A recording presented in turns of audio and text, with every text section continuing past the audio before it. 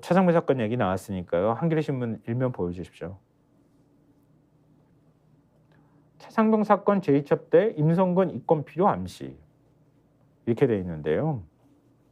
그러니까 지난해 해병대 수사단이 그 이첩 받아가지고 이첩 간 걸, 그러니까 해병대 수사단이 이제 이첩한 걸 다시 갖고 와가지고 국방부 조사본부가 재검토했잖아요.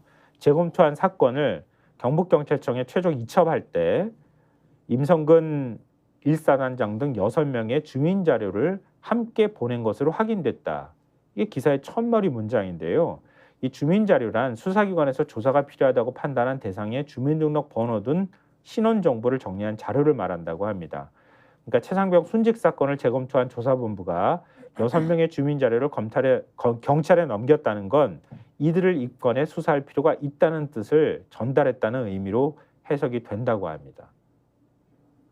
조금만 더 상세하게 풀어주세요, 김남 평론가께서. 그러니까 지난해 8월 24일에 국방부 조사본부가 경북청에 보낸 사건 기록을 보면은 지금 말씀대로 임성근 전 사단장 등의 6명의 주민자료 조회 결과가 포함이 됐는데 이 6명은 사건 당시 하급 간부 2명을 뺀 나머지 관련자들인 것이죠. 그런데 이건 뭐냐? 이건 조사본부가 재검토 과정에서 이 6명을 혐의자로 봤다는 사실을 강하게 뒷받침하는 것이다라는 거고, 네. 이 조사본부는 군내 경찰 조직이기 때문에 이른바 3대 이첩 범죄에 속하는 최상병 사건 같은 군내 사망 사건을 입건할 권한이 없고 초동 수사를 하면 민간 경찰이 이를 이어받아서 수사를 하게 돼 있는 구조라는 거죠. 네네. 그래서 이 기록만 검토했던 조사본부가 이 6명의 주민조회 결과를 경북청에 보낸 것은 이 사람들이 혐의자이다. 그러니까 수사를 한다면 이 사람들에 대해서 해야 된다라고 한 거나 마찬가지라는 게 군 수사 경험이 많은 법조인들의 공통된 시각이다. 이렇게 이제 얘기를 하고 있고요. 그러니까 우리가 지난번에도 관련 소식을 전해드렸지만 국방부 조사본부가 애초에 검토할 때 그때는 8명 전체가 혐의가 있다 이렇게 판단을 했었던 거잖아요. 근데 그 이후에 그게 바뀌었다. 그게 외압 아니냐 이런 얘기를 전해드렸는데, 그러니까 조사본부가 애초에 임 전 사단장을 포함해 6명에게 업무상 과실치사 혐의를 적용하기로 잠정 결론을 내렸다고 하는데, 그러니까 8월 15일, 작년 8월 15일 국방부 검찰단 법무관리관실은 임 전 사단장 등 4명은 사실관계만 적시하고 최상병 소속 대대장 등 2명은 혐의를 적시하라는 취지의 의견을 조사본부에 전달했고, 이틀 뒤에 이종섭 당시 국방부 장관 주재 회의에서도 같은 의견을 냈다고 합니다. 결국 조사본부의 최종 결론도 당시 대대장 2명만 혐의를 적시하는 것으로 바뀌었다고 하고요. 이 때문에 공수처는 이 과정에 국방부나 대통령실 차원의 개입이 있었던 것은 아닌지 살펴보고 있다고 합니다. 그러니까 2일날 경찰에 이첩이 됐다가 다시 되가져왔잖아요. 사건을 국방부 조사본부에 넘긴 거예요. 국방부 조사본부에 넘겨서 국방부 조사본부가 8월 9일부터 조사를 한 거예요. 근데 하고 있는 와중에 그러니까 8월 15일 날 국방부 검찰단 법무관리관실이 임 전 사단장 등 4명은 사실관계만 적시하고 최상병 소속 대대장 등 2명은 혐의를 적시하라. 이런 취지의 의견을 조사본부에 전달했고 실제로 그게 실행이 됐다. 이런 내용이 되는 거잖아요. 근데 조사본부가 자료를 넘길 때 경북경찰청의 최종 그걸 국방부 검찰단에서 그 법무관리관실에서 그런 의견을 준 거를 받아서 혐의는 해병대 1사단 임성근 혐의나 이런 거 쫙 다 빼고 밑에 하급관리 2명에 대한 혐의만 넣으면서도, 그런데도 주민등록 신원정보를 정리한 자료를 8명치를 다 한꺼번에 같이 보냈다는 거잖아요.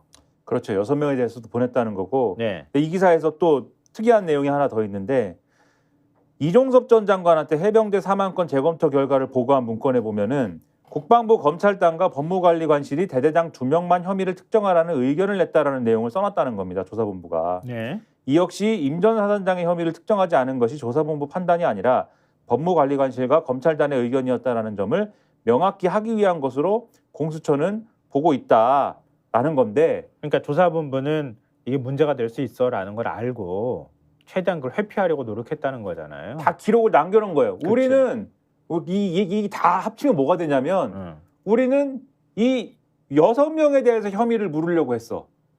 그런데 이 국방부 검찰단하고 법무관리관실이 대대장 2명의 혐의만 특정하라고 했어.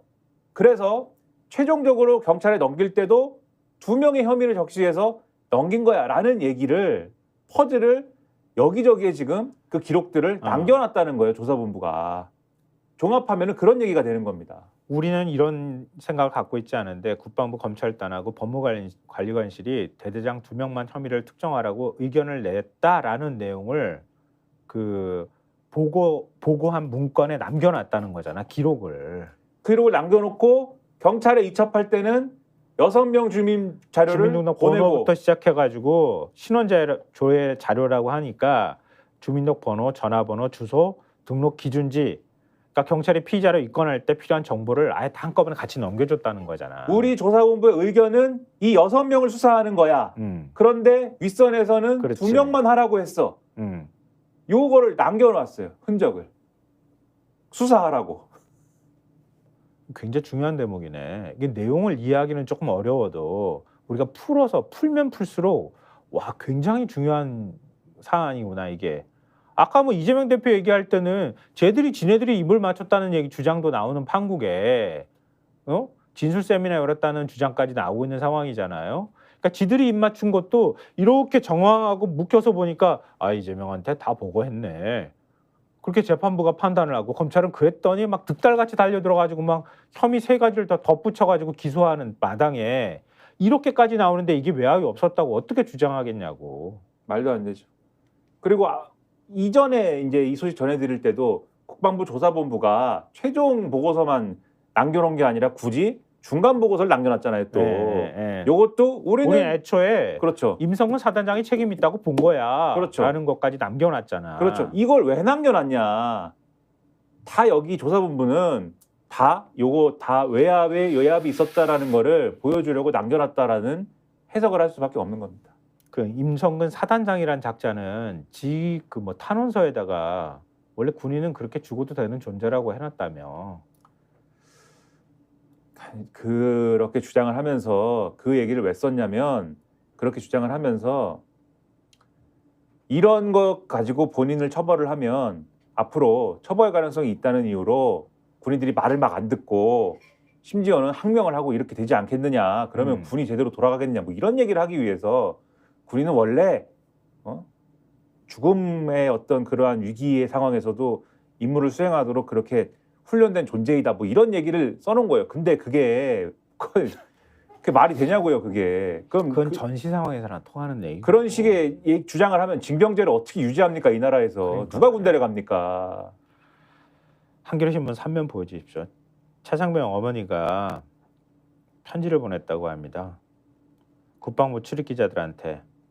그래서 아들의 일주기인 7월 19일 전까지 한 점의 의혹 없이 빠른 경찰 수사가 종결되도록 간곡히 부탁드린다 이렇게 썼다고 하는데요. 편지 내용 조금만 말씀드리면 늦은 나이에 결혼하여 남원과 서울 신사동에 있는 산부인과를 왕복 8시간 다니며 어렵게 가져 2003년 1월에 아들을 출산했다. 장시간 차를 못 타 멀미를 해가며 힘들어서 울기도 많이 울고 한 번 유산 후 어렵게 출산을 하여 병실에서 너무나 좋아함에 뜬 눈으로 아이만 쳐다보며 아침을 맞이했다. 그런 우리 아들이 하늘의 별이 되어 저희는 모든 것이 무너졌고 멈춤이 되어버렸다. 저희는 군대를 보냈는데 휴가 한 번 나오지 못하고 수료식 때 부대 근처 펜션에서 점심 식사했던 것이 마지막 날이 되어버렸다. 저는 다른 것 바라는 것 없다. 누가 7월 19일 유속도 빠르고 흙탕물인데 왜 물속에 장병들을 투입시켜 실종자를 찾게 했는지 밝혀달라. 구명조끼는 왜 입히지 않은 채 실종자 수색을 하라고 지시를 했는지 지금도 의문이다. 밝혀져야 될 부분은 마땅히 밝혀져 혐의가 있는 지휘관들은 합당한 책임을 져야 한다고 생각한다. 라고 얘기했다고 합니다. 스픽스는 말하는 언론입니다. 대세는 유튜브, 그중에서 스픽스. 좋아요, 댓글, 구독, 알림 설정. 여러분이 저희를 사랑해 주시고 우리가 여러분을 사랑하는 4가지 방법입니다.